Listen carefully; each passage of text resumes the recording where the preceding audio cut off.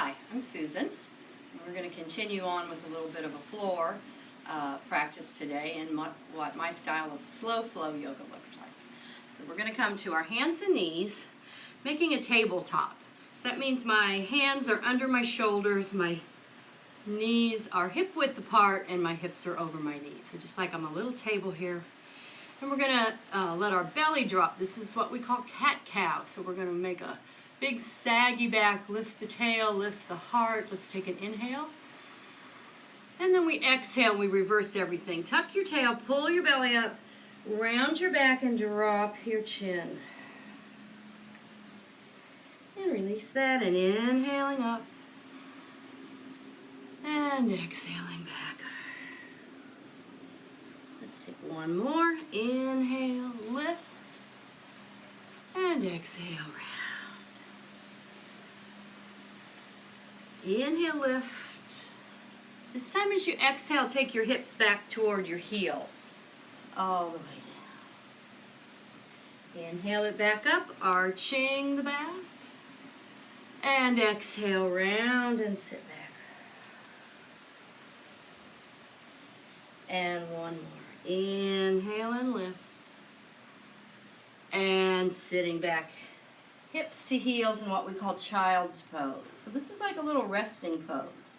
If your head doesn't come all the way down, you can take your block and put your forehead right on the block and let it rest there. You can also take your knees wide to make a little bit more room for your belly.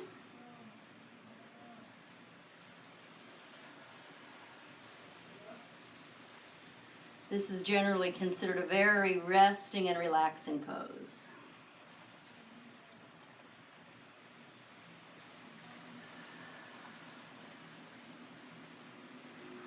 Rising back up to your hands and knees. You can move that block out of the way. I'm going to come into a spinal balance. And in spinal balance, we're going to take one leg behind us, and I just roll over my toes, keep my toes on the floor, and then I'm going to press my heel. I'm going to turn a little bit at an angle here. I think you can see what I'm doing better. I'm going to press that heel, give myself a nice Achilles stretch, and then I'm going to lift that leg long. So I'm not trying to see how high I can go. I'm trying to see how long that leg can be.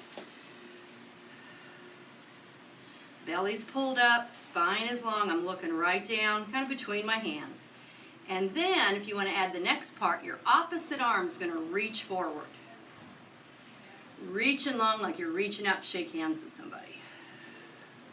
Take a breath, inhale. And exhale, bring that all down, good. And then we'll take the other side. So I'll just turn a little bit this way.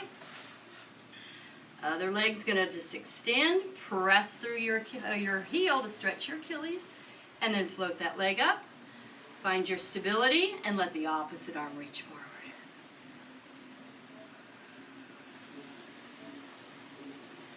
Good, bring that all down. Let's do a little cat-cow there to kind of stretch that out. Good, and sitting back on the hips. Let's roll our shoulders a couple times. Oh, that always feels good.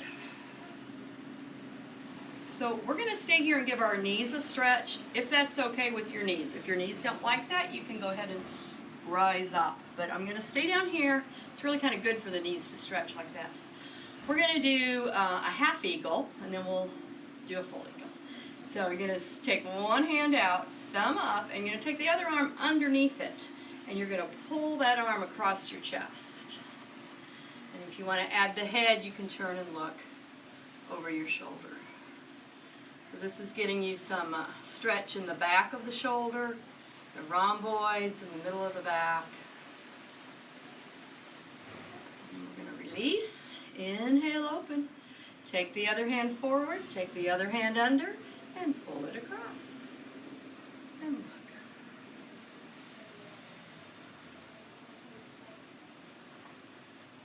And inhale it open. Big wide stretch.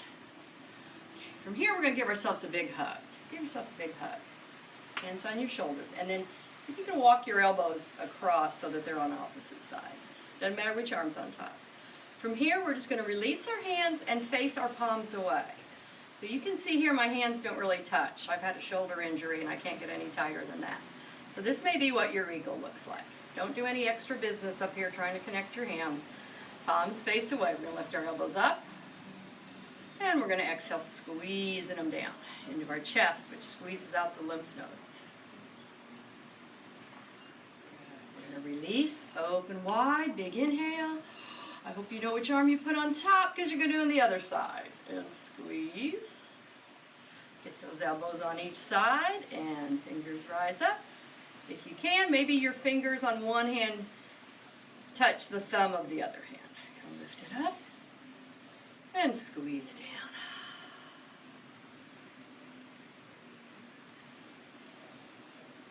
And release wide. Let's really stretch back. Maybe you can bring your hands together behind your back. If that's not available, use your strap.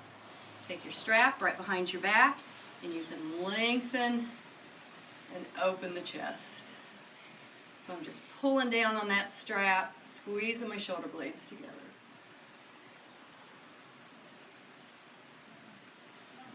And release.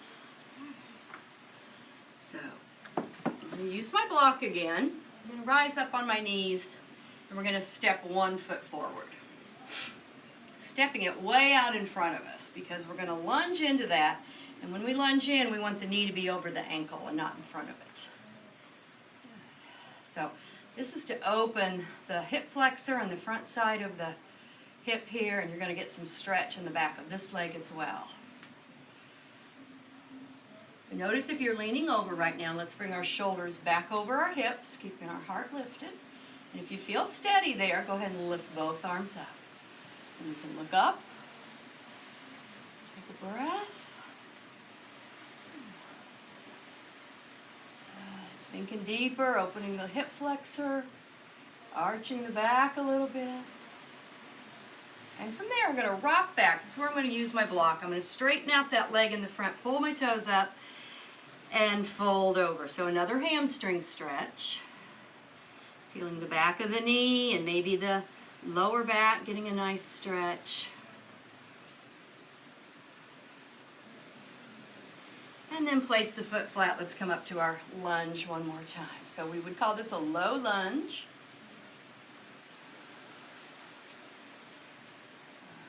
We're going to bring our hands in, rock our shoulders back so they're over our hips and over our knee. And from there, they call this proposal pose. You can see why. You're going to just let that leg swing around and come back. And then we'll take the other side. So big step forward.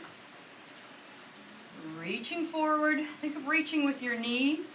Letting this side open up. Big inhale, stretching up.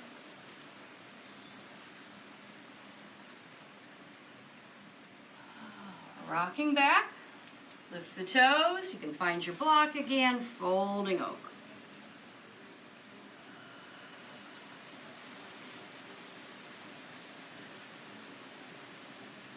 Foot flat one more time, reaching up.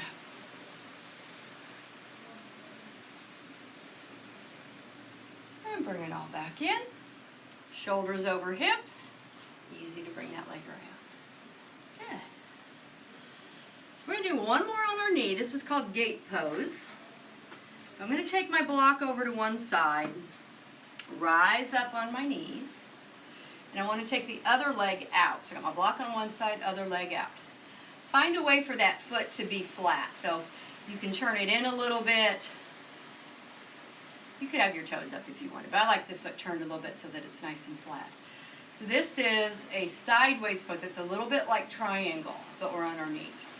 So we're going to stretch both arms out, and we're going to reach out over that straight leg. So we're going to reach, reach, reach, reach, until I can't reach anymore, and then drop the hand. Take the other hand up to the ceiling. You can turn and look at it. Take a big breath.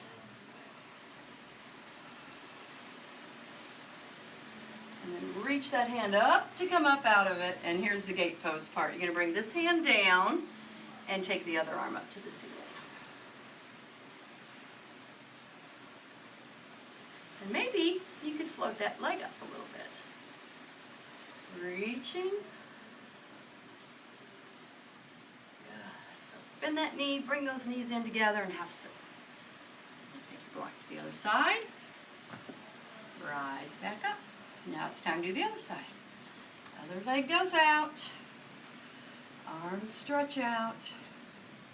Reach out over the leg and then drop your hand down. Take the other hand up to the ceiling. Turn and look if it doesn't hurt your neck. Let's take a breath. Inhale and exhale. And reach that hand up. Rise up. And we're going to continue all the way down to the other side. Coming into our gate pose. And maybe the leg floats up.